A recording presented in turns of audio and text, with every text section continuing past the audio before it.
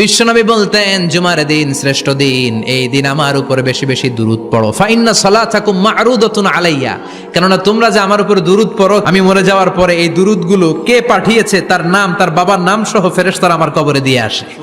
সাহাবারা বললেন, ইয়া রাসূলুল্লাহ কাইফা সালাতুনা মা'রুদাতুন আলাইক, আপনি মরে যাওয়ার পরে আমাদের দুরূদ কেমন করে আপনি দেখবেন? ওয়াকাদ আরিমতা, আপনি তো পচে গলে মাটির সাথে মিশে যাবেন। বিশ্বনবী বলেন, ইন্নাল্লাহা হাররামা আলাল আরদি আন তাকুলা আজসাদাল আম্বিয়া, নবীদের লাশকে খেয়ে ফেলা, নবীদের লাশকে পচিয়ে ফেলা জমিনের সব মাটির জন্য আল্লাহ হারাম করে দিয়েছে। নবীদের লাশ পচে না, নবীদের লাশ গলে না। যারাই বিশ্বনবীর উপর দুরূদ পড়বেন, আপনার নাম সহ, আপনার বাবার নাম সহ, মালাইকাতু সাইয়াহিন, একদল ফেরেশতা আছে শুধু রাউন্ড দেয় গোটা ওয়ার্ল্ডে। কারা বিশ্বনবীর উপর দুরূদ পড়েছে, এই দুরূদ নিয়ে, এই নাম নিয়ে বিশ্বনবীর কবরে তারা পৌঁছে দেয়। চিল্লায় পড়েন আল্লাহু আকবার।